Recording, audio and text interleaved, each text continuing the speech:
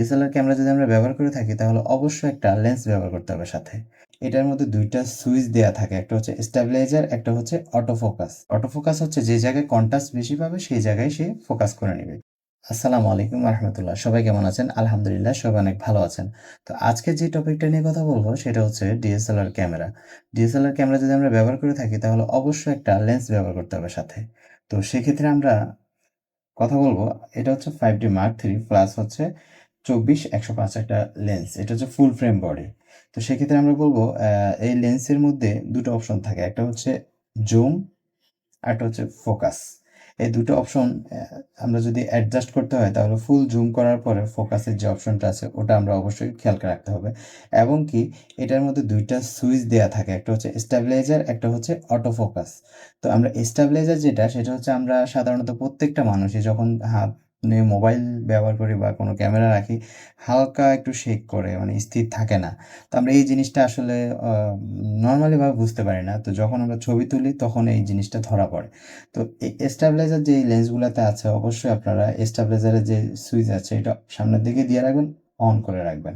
আর একটা সুইচ আছে সেটা হচ্ছে অটো ফোকাস এএফ, এমএফ।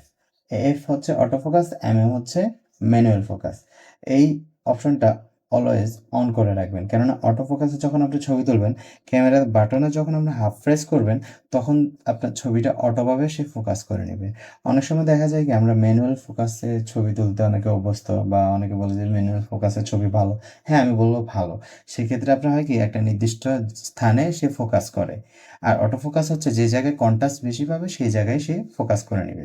তো একটা জিনিস মাথায় রাখতে হবে, যখন এমএফ এ দিব তখন আমরা যখন ফোকাস করব অবশ্যই আমাদের হাতটা স্ট্যাবিলাইজ এবং কি যেই স্থান থেকে আমরা জুম করব, ফোকাস করব ওই স্থানে রেখে ক্লিক করার মিনিমাম ৫ সেকেন্ড পরে হাতটা সরাতে হবে।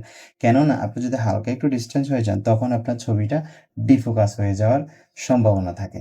তো এই হচ্ছে মূলত লেন্সের অটো এবং কি ম্যানুয়াল। আর আমরা আরও কিছু নরমাল টাইপের লেন্স ব্যবহার করেছিলাম ৭৫-৩০০। ওই লেন্সগুলোতে অবশ্যই আপনারা এটা অফ করে তারপরে সামনের ফোকাস রিংটা ঘোরাতে হবে। কেননা ইউএসএম, এসটিএম এই লেন্সগুলো সামনের রিংটা অটো ঘুরে। যেমন আপনি যদি অটো ফোকাসে রাখেন তাও এটা ঘুরাইতে পারবেন এবং কি ম্যানুয়াল ফোকাসে রাখলেও এটা ঘুরাইতে পারবেন। তো এই অপশনটা শুধু একমাত্র যেগুলো একটু ভালো মানের লেন্স যেমন এসটিএম লেন্স আর হচ্ছে ইউএসএম লেন্স এই লেন্সগুলোতে মূলত এই অপশনটা দিয়ে থাকে। তো আপনারা যারা ৫৫-২৫০ আইএসটা ব্যবহার করবেন বা ৭৫-৩০০ ব্যবহার করবেন বা কিট লেন্স ১৮-৫৫ ব্যবহার করবেন, অবশ্যই জুম রিংটা তো ঘোরালে জুম হবে আর ফোকাস রিংটা ঘোরানোর আগে অবশ্যই ম্যানুয়াল করে ঘুরাইতে হবে। আর না হলে অটোতে দিয়ে রাখবেন সে নিজে নিজেই ফোকাস করে নিবে।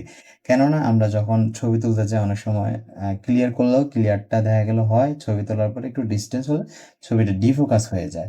আশা করি আপনাদের এই ট্রিক্সটা অনেক কাজে দিবে। তো আপনারা যদি আমাদের YouTube থেকে দেখে থাকেন তাহলে অবশ্যই একটা লাইক করবেন এবং কি আপনার মূল্যবান কমেন্টে জানাবেন। আপনার যদি ডিএসএলআর সংক্রান্ত কোনো সমস্যা থেকে থাকে আমাদেরকে অবশ্যই জানাবেন। আমরা আপনাদের হেল্প করার চেষ্টা করব। এবং কি আপনারা যদি আমাদের Facebook পেজ থেকে থাকেন অবশ্যই ভিডিওটা শেয়ার করে দিবেন আপনার ফ্রেন্ডদের সাথে। কেননা এই ভিডিওটা শেয়ারের ক্ষেত্রে আপনার ফ্রেন্ডের অনেক উপকার হবে। যারা নতুন, নতুন ডিএসএলআর ইউজ করতেছে তাদের অবশ্যই এই সমস্যাটা আর ফেস করতে হবে না।